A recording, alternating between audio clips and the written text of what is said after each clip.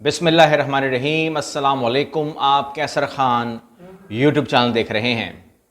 خواجہ سعد رفیق کی ایک تقریر جو انہوں نے اسمبلی میں کی تھی، کئی سال پہلے کی تھی، لیکن ایک بات انہوں نے کہی تھی کہ جو صورتحال ہم بنا دیتے ہیں وزیر اعظم کے لیے، چاہے وہ کسی جماعت کا بھی ہو، تو اس کے بعد یہ کنفرم ہوتا ہے کہ وہ 3-4 سال جو ہے وہ اس سے ہم کام لے لیتے ہیں ایز اے پرائم منسٹر۔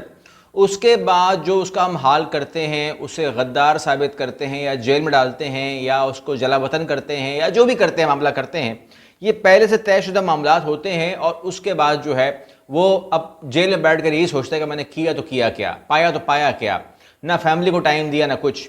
اور پھر انہوں نے ایک بات جوڑی تھی کہ ایک وقت آئے گا پاکستان میں کہ جب آپ وزیر اعظم کی کرسی کو بولیں گے کہ آپ وزیر اعظم بن جائیں تو کوئی مانے گا نہیں، کوئی وزیر اعظم بننا نہیں چاہے گا۔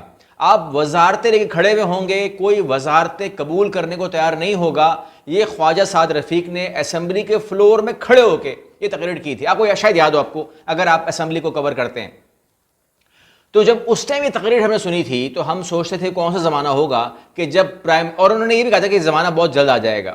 تو یہاں پر صورتحال یہ ہے کہ آج جس دور میں ہم جی رہے ہیں 2024، اور جو الیکشن ہوئے ہیں، جو صورتحال ہوئی ہے اور جو چیز چل رہی ہے، ایکس کو بند کر دیا گیا تھا، ٹویٹر کو 3 دن کے بعد کھولا گیا، لیکن اس پہ چل کیا رہا ہے، آپ سے بات کرنی ہے۔ لیکن یہاں پر صورتحال یہ ہے کہ ایگزیکٹلی آج وہ وقت آ چکا ہے کہ اگر آپ یہ فیصلہ کرتے ہیں کہ میں نے اپوزیشن میں جانا ہے، لیکن اپوزیشن میں جانے کے لیے آپ کو آزاد فیصلہ اگر کرنا ہے تو آپ جائیں گے۔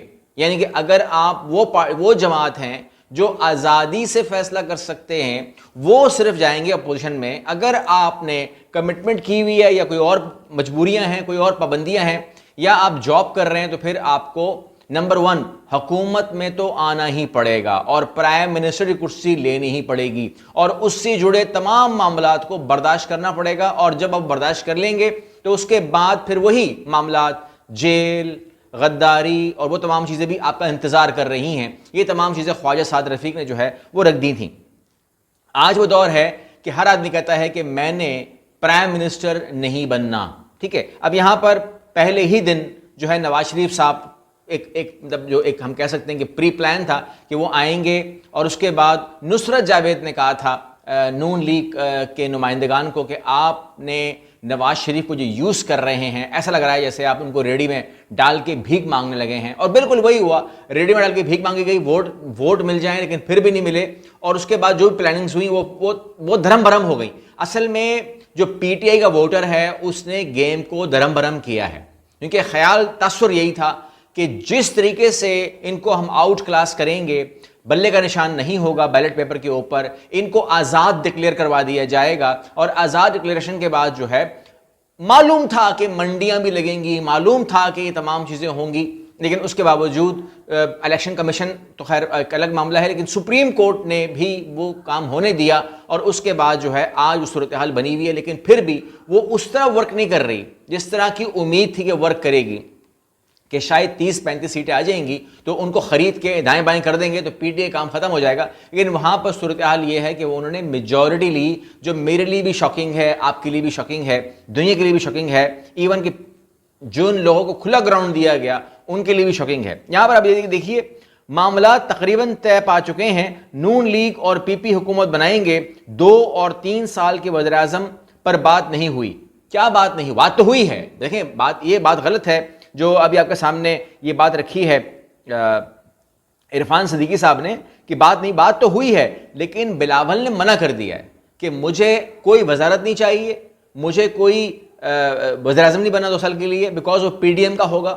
ہونے کیا جا رہا ہے؟ دیکھیں بات یہ ہے کہ جب پی ڈی ایم کا وزیر خارجہ بنا بلاول تو ان سے اس ٹائم کہا گیا تھا کہ آپ غلط کرنے جا رہے ہیں، آپ ان کا وزیر خارجہ مت بنو، یہ بدنامی کی حکومت ہوگی، اس کے بعد آپ کے اوپر بدنامی آئے گی۔ تو انہوں نے کمٹمنٹ دی تھی اپنے جو بھی ان کے سینئر سے، جنہوں نے اس سے اعتراض کیا تھا اور بلاول نہیں مانا تھا۔ انہوں نے کہا میں دوبارہ یہ حرکت نہیں کروں گا، اگر پی ڈی ایم یا ایسا کچھ بھی ہوتا ہے تو اگر کچھ بھی نوبت آئی تو ہم اس میں نہیں جائیں گے۔ اب کوئی وزیر بننے کو تیار نہیں ہے پیپلز پارٹی کا، تو وہیں پر وزیر اعظم بلاول بھٹو کو بھی نہیں چاہیے، اور انہوں نے کہا کہ 2 سال کی آفر ان کے پاس تھی، اور ٹیکنیکلی بغیر پیپلز پارٹی کے آپ حکومت بنا ہی نہیں سکتے ہیں، یا تو دوبارہ الیکشن کروائیے۔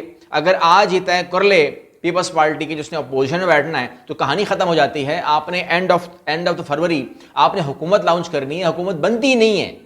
ایک اکثریت تو چاہیے نا, ایک نمبر تو چاہیے, وہ نمبر بنتا نہیں ہے.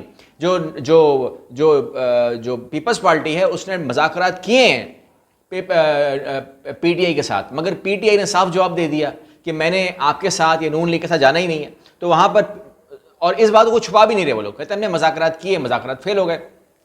اچھا, یہاں پر معاملہ یہ ہے کہ اب وہ بات بھی نہیں بن رہی اور یہ بات بھی نہیں بن رہی, تو اب گردن کس کی جائے گی؟ ایک گردن تو فکس ہے, اور وہ ان کے پاس سوچنے کا آپشن نہیں ہے, مطلب وہ سوچ نہیں سکتے, اور ان کا نام ہے شہباز شریف, جن کو اب مطلب ان کی مرضی ہو یا نہ ہو ان کو بننا ہے.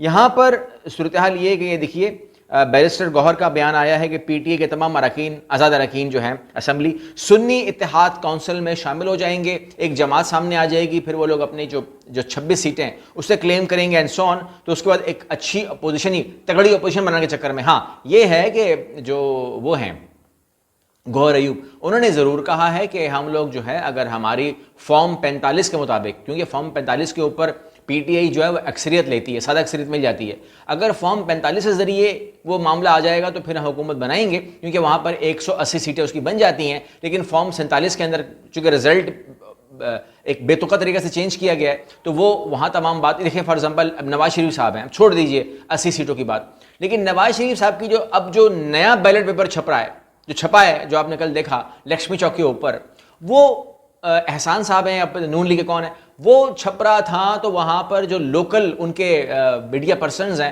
انہوں نے چھاپا مارا, 15 بلا لی, اور وہاں پر جو ہے لاکھوں کی تعداد میں جو ہے بیلٹ پیپر چھپے ہوئے ہیں.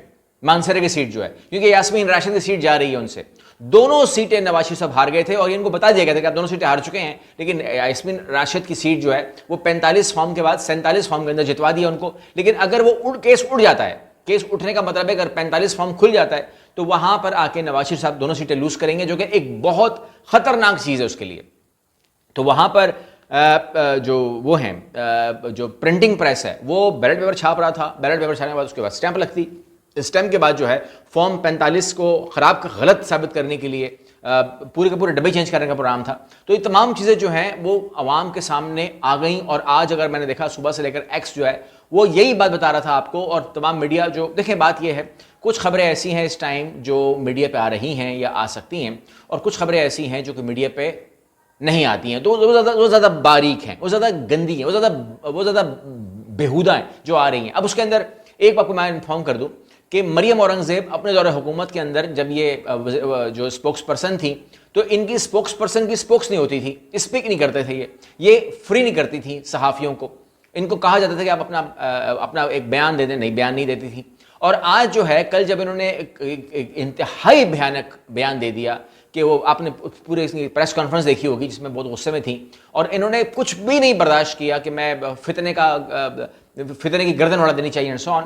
تو جو کچھ بھی انہوں نے کہا اس کے بعد جو میڈیا نے ان کا حال کیا, یا جو کچھ ان کے پاس اوپر سے جو پریشر آیا کہ میڈم یہ کہنا آپ کے لیے جو ہے نا یہ آپ کو پہنچا دے گا, اندر پہنچا دے گا اینڈ سو آن. تو اس کے بعد انہوں نے کس کو فون نہیں کیا, یعنی کہ شاہزیب خانزادہ کو فون کیا نہیں کیا, جو جیو نیوز تھے, کیا ایئر وائی, کیا ہم نیوز, کیا ٹی وی, ایک بھی نہیں چھوڑا کہ آپ مجھے بچا لیں, کوئی ڈیفینڈ کریں. تو ایک ہمارے دوست ہیں ان کو بھی انہوں نے فون کر دیا کہ جی آپ مجھے کچھ بچا لیں, وہ ڈیفینڈ کریں. تو انہوں نے بولا کہ اس بیان کو ڈیفینڈ کرنے کا مطلب یہ ہے کہ ہم یہ کہہ رہے ہیں کہ جو آپ بیان دے رہی ہیں کہ گردن کاٹ دیں سو آن, اس میں تو جرم میں شریک ہو جائیں گے. تو ہم ہاتھ کھڑا کرتے ہیں, ہم اس وقت ساتھ نہیں دے سکتے. تو مریم اورنگزیب جو ہے, اب اس کے لیے ہم کیا ہی بات کر سکتے ہیں کہ مریم اورنگزیب جو ہے وہ سمجھ رہی ہیں کہ وہی ٹائم چل رہا ہے جس ٹائم کو انہوں نے وہ ہماری بات ہو گئی یہ والی بات تھی.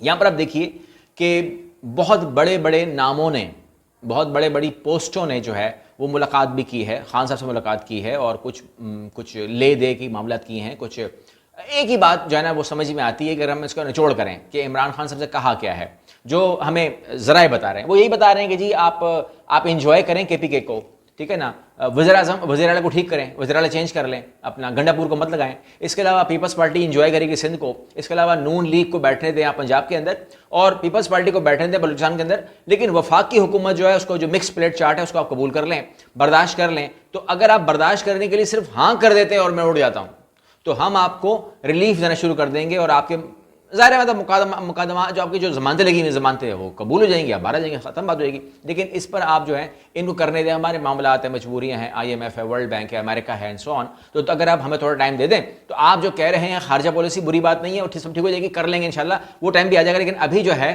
آپ ہمیں تھوڑا سا نکلنے دیجیے, بیکاز اگر آپ ڈیڈ لاک بنائیں گے تو ڈیڈ لاک نہ ہم سے برداشت ہوگا نہ آپ سے برداشت ہوگا, اور آخری میں الیکشن دوبارہ کی طرف جائیں گے. اور اس بات کو PTI نہیں چاہتی کہ الیکشن دوبارہ ہوں, اور پاکستان افورڈ نہیں کر سکتا. 47 ارب روپے مذاق تو نہیں ہوتا, آپ ہر مہینے نہیں لگا سکتے. تو لہٰذا PTI نے ایک ہی مطالبہ کیا ہے کہ آپ فارم 45 کے ساتھ آپ الیکشن جو ہے وہ اس کا رزلٹ اناؤنس کر دیں. تو ہم لوگ جو بھی رزلٹ آئے گا اس کے بعد فارم 45 کے مطابق جو بھی رزلٹ آئے گا ہم قبول کر لیں گے. لیکن فارم 47 کے اوپر رکھ کے جو اپنے کام کیا ہے نا, اتنا بڑا تضاد کر دیا. اچھا یہ مشکل بھی نہیں ہے آپ کو بتاؤں میں. اور جو نون لیگ کے جو چیزیں رہنما ہیں, ان کے بڑے رہنما ہیں, جاوید لطیف ملا کے بتا رہا ہوں, جتنے بھی بڑے بڑے رہنما ہیں اس میں, خواجہ سعد رفیق, جو بھی اپنا نام لے لیں, ان سب نے یہی کہا ہے کہ یہاں پر گڑبڑ بھی ہوئی ہے, دھاندلی بھی ہوئی ہے, اور ہمیں جو ہے اب کم از کم ایڈمٹ کرنا چاہیے. اور یہاں پر ہم جو بھی اکثریت جماعت ہے اگر کوئی آ رہی ہے تو ویسے بھی جو پرائم منسٹر بنے گا اس کو کون سے انجوائے کرنی ہے, اس کے اوپر ایک مشکل وقت آئے گا. پاکستان مشکل وقت میں ہے, پاکستان اس ٹائم ایک مشکل وقت میں ہے, تو ہمیں نکالنے دیجیے اس وقت کو. اس وقت کو کوئی بھی آدمی مرد بحران بنے اور 5 سال لگائے اور 5 سال میں نکالے اس کو, ٹھیک ہے نا, ایک نکالے اس کو, اور ہم سب اس کو سپورٹ کریں, ٹانگ نہ کھینچیں. بیکاز آنے والے وقت کے اندر ایک بات جو چیز ہو رہی ہے جس کو کوئی قبول نہیں کر رہا لیکن وہ ہونی ہے وہ یہ ہے کہ 2 جماعتی نظام بنے گا ایک بار پھر. اور 2 جماعتی نظام کے اندر اگر آپ یہ کہیں گے کہ نون لیگ الگ سے لڑ سکتی ہے یا ANP BNP باپ پارٹی یا MQM الگ سے لڑ سکتی ہے, تو ایسا ہونے والا نہیں ہے. ان لوگوں کو الٹیمیٹلی یہ سیکنڈ ٹرم ہوگی تو تھرڈ ٹرم کے اندر ان کو باقاعدہ الیکشن جانا پڑے گا, اور آپ کو یہ بات ماننی پڑے گی کہ PDM کے نام سے یہ جماعت رجسٹر ہوگی, PDM کا اپنا فلیگ ہوگا, اور PDM کے اندر حصے ہوں گے, اور PDM ورسز PTI 2 جماعتی نظام جو ہے دنیا پاکستان میں اب چلے گا. یہ 3 جماعتی چل نہیں سکتا کبھی بھی, اور ابھی تو کچھ ہے ہی نہیں نا. اب تو پیپلز پارٹی بھی لڑتی ہے, اب تو نون لیگ بھی لڑتی ہے, تو وہ کلیش کر جاتے ہیں آپس میں. تو ان کو اگر مقابلہ کرنا ہے جینوئنلی, میں یہ نہیں کہہ رہا کہ کون سی پارٹی کو کون ووٹ دے گا کون ووٹ نہیں. پاکستان کے ووٹر ہیں, اور پاکستان کے ووٹر جو ہے اب وہ اتنے زیادہ وائبرنٹ ہو گئے ہیں کہ انہوں نے اپنی پہلی دفعہ تو اپنی طاقت ثابت کی ہے. جو بھی پلاننگ کی گئی تھی, جہاں بھی کی گئی تھی, جو بھی ہوا تھا, میں نہیں معلوم کون شامل تھا کون شامل نہیں تھا, کون اس طرف تھا کون اس طرف تھا. ظاہر بات ہے سب ایک طرف نہیں ہوتے, کبھی بھی اس طرف اور اس طرف ہوتے ہی ہر جگہ پر. ایک گھر کے اندر بھی ایسے ہی ہوتا ہے. تو یہ تو ملک کی بات ہو رہی ہے, تو کوئی سمجھتا ہوگا کہ یار یہ آ جائے تو بہتر ہے, کسی نے کہا ہوگا یہ آ جائے تو بہتر ہے, ابھی بھی کوئی کہہ رہا ہوگا کہ ایمرجنسی لگا دیں تو بہتر ہے, مارشل لگا دیں تو بہتر ہے, جو کاکڑ سرکار ہے اس کو چلائیں تو بہتر ہے, شہباز شریف کو کسی بھی طریقے سے لے آؤ تو بہتر ہے, یا PTI کو بہت چہک رہی ہے اس کو موقع دے دو تو بہتر ہے. تو یہ تمام کے تمام ڈبیٹس ہو رہی ہوگی, اور یہ بری بات نہیں ہے, ڈبیٹس ہوتی ہے, زندہ لوگ ڈبیٹ کرتے ہیں, اس میں کوئی بری بات نہیں ہے. ہم یہ نہیں کہہ رہے کون صحیح کون غلط ہے, لیکن بہرحال معاملہ یہ ہے کہ اگر انصاف کے ساتھ تمام باتیں ہوں, انصاف کے ساتھ, تو صحیح ہے. ورنہ میرا نہیں خیال کہ جو اپنی سیٹ جیتا ہوا ہے, جس طریقے سے چٹھا صاحب نے کہا کہ 70 ہزار کی لیڈ سے ایک آدمی نے اپنی پوری زندگی دے دی. تب تک وہ کمشنر پنڈی تھا, وہ بالکل ٹھیک تھا, اس کی طبیعت ٹھیک تھی, اس نے سرف کیا, اپنی پوری زندگی دے دی. جب اس کے ریٹائرمنٹ میں 3 دن رہ گئے تو پاگل ہو گیا, ذہنی مریض ہو گیا, کیونکہ اس نے کہا کہ ہاں میں نے کیا ہے, میں اپنے آپ کو پولیس کے حوالے کرتا ہوں. اس نے پاگل کا بچہ تھا لگا ہوا تھا کہ اس نے آخری میں 3 دن پہلے منہ کھولنا تھا, یا اس نے اپنا تمام کام, اس نے جو کہا ہے اس کے اوپر انویسٹیگیشن کرنے کے بجائے اس کو ایک آدمی کیسے کہہ سکتا ہے کہ یہ اپنی ایک خوبصورت زندگی کے لیے جہاں اس کو ریٹائرمنٹ ملے گی, پینشن ملے گی, اپنی زندگی کو آسان کرے گا, وہ کہے گا نہیں بھاڑ میں جائے سب کچھ, مجھے کیا تکلیف ہے. وہاں پر آ کے اگر وہ کہتا ہے کہ میں ضمیر کی آواز پہ بات کر رہا ہوں اور مجھے جیل میں ڈال دیا, کوئی نہیں کہتا کہ مجھے پولیس گرفتار کر لے. وہ پاگل نہیں, اگر وہ پاگل ہوتا تو اسے کیا پولیس کیا ہوتی ہے. وہ پاگل نہیں تھا, اسے پتا تھا کہ میں جو کہہ رہا ہوں اس کی قیمت جیل ہے, اس کی قیمت پیشیاں ہیں. اب آپ سرٹیفکیٹ بنا دیں گے اس کا کہ وہ پاگل ہے, ٹھیک ہے, اسے پاگل خانے میں ڈال دیں گے اس کو پنشمنٹ کرنے کے لیے. لیکن کیا یہ ہمارے مفاد میں ہے؟ ہم نہیں مانیں گے. کب تک نہیں مانیں گے کہ دھاندلی ہوئی کہ نہیں ہوئی, کیا ہوا کیا نہیں ہوا, کب تک نہیں مانیں گے ہم لوگ؟ یا تو پھر ہم سبھی پاگل ہیں, ایک چٹھا نہیں, سب پاگل ہیں. اگلی ویڈیو میں ملتے ہیں, اللہ حافظ.